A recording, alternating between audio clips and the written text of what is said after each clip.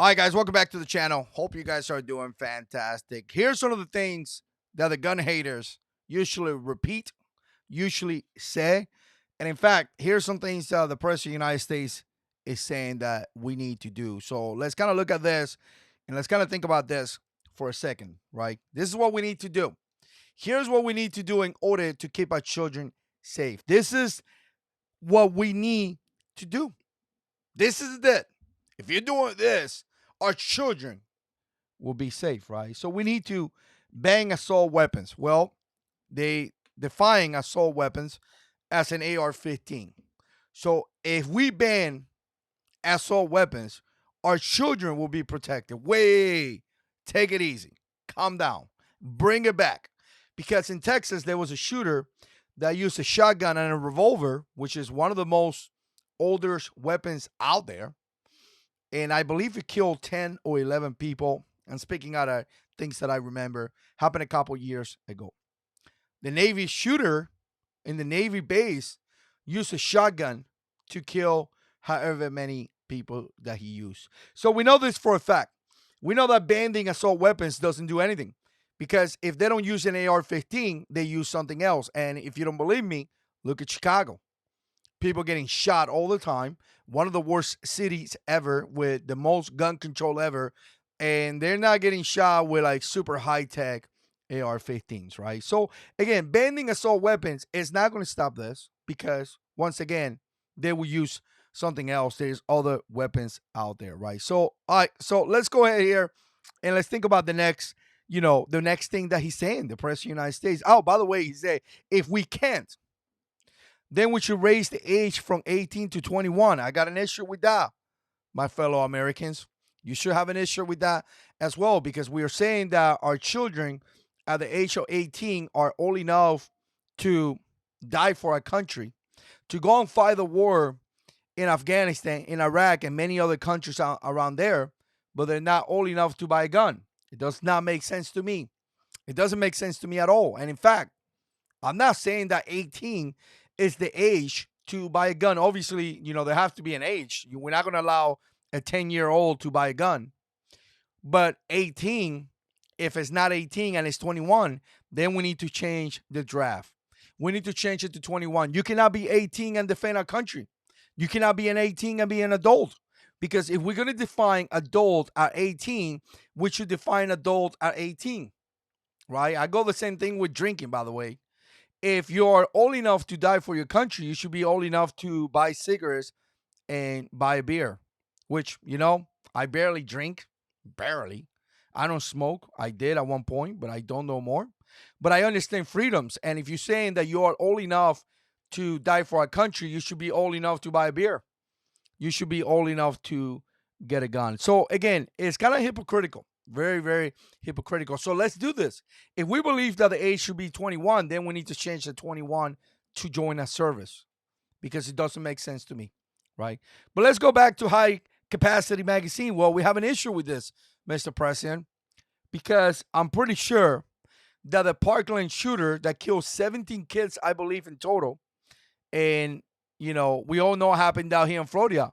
I'm pretty sure he used a restricted magazine, which, by the way, there is not a high capacity magazine.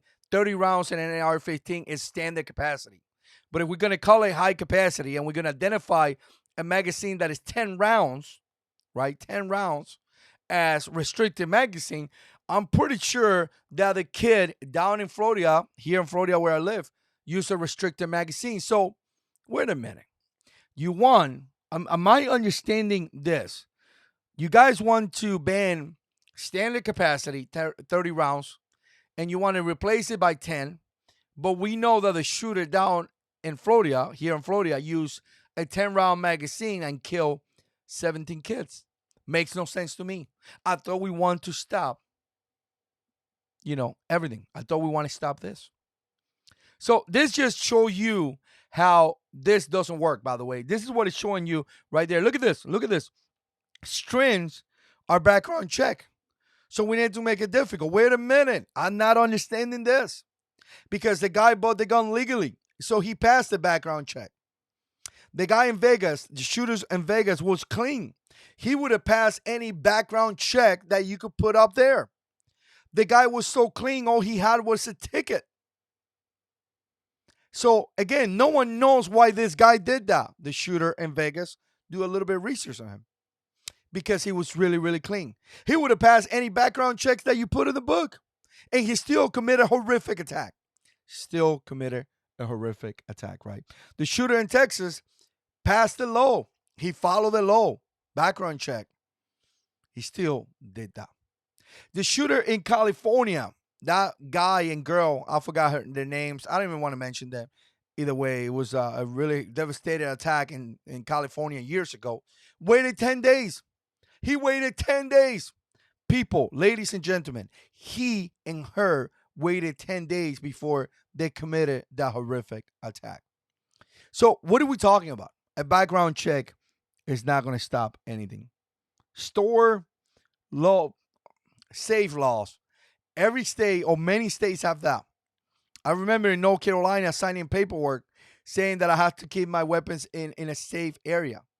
I don't remember if we do it here in Florida now. I'm sure we do in the stock of paperwork that we got to sign because they tell you that you just get a gun with no paperwork. It's a lie, people. It's a lie. Red flags. Red flags. Let's talk about red flags. Well, you know what? The shooter here in Florida had a lot of red flags. In fact, his own mom called the police. The police went to his house over 30 times, I believe, to include the FBI. You know, those guys that they make movies about. They are supposed to be out there protecting us. Yeah. What did they did? Nothing. Absolutely nothing. The guy said he was going to shoot the school. What did they did? Nothing. Nothing. Over 30 times. Well, the only thing they did was to blame NRA members after that. We all know, we all remember that. Right? We all remember that. Nothing. So don't tell me that red flags are going to help anybody. They ain't going to stop anything. They ain't going to stop anything. And finally, this is what they're going for. Now, repeal gun manufacturer immunity and liability. Well, if we're going to do that, we got to do it for everything, right? We got to do for everything. If you like chocolate and chocolate has a lot of sugar, right, then we have to, attack those companies. If you like to drink Jack Daniels and you happen to have a DWI and kill somebody, then Jack Daniels is going to have to pay for it. If you like to drink beer, the same thing. If you like to smoke cigarettes, the same thing, right? Anything that happened is going to have to be like that to everybody to make it fair. Why are we targeting gun companies? They make these guns for us to be able to enjoy because shooting is a great sport and also to defend our families. It's not their fault that some crazy guy do something horrific. They make guns for that. So, anyways, one thing that we're going to say about this, we're going to say about this is going to be quite simple. All these laws that you see here in place, everything that we see here, we need to, is going to target a law-abiding citizen. None of this is going to affect a criminal. Nothing. There's nothing in here that is going to stop a criminal because guess what? Killing somebody is already illegal. Buying a gun with that purpose and killing somebody is illegal. So this is not to help anyone. Our children will not be safe if this gets implemented. Nothing will happen. I want you guys to put that in your head. Our children will not be safe if this gets put in place. This is not how we protect our children. It's really not. This is how we allow criminals to be more armed than regular citizens. There's so many other things that we could do, like making sure that children have a proper family and make sure that we, encourage family versus not encourage family, like supporting BLM groups that destroy a family, a nuclear family. Kids have a good education. They don't get bullied in school, things like that. Make sure that they don't get raised by drug addicts and criminals and have this horrific life. We could protect our children that way. There's so many things that we could do, like making sure that a school is secure. Only one point of entry. That we identify kids that need help before this happened. that our children are involved instead of trying to teach our children about sexuality. Stop telling my 5-year-old that he could be a girl. Maybe get involved with the children. Just maybe. And I know that for a fact because I remember my son getting tripped in school, getting 5 stitches to his face, and no one wanting to help me. No one. I made it to the county head board member, whatever that position is, into somebody who was able to help me. Man, that principal, he wouldn't answer the phone. But when I called that head or whatever county board, school board, whatever it was, he answered the phone very, very quickly.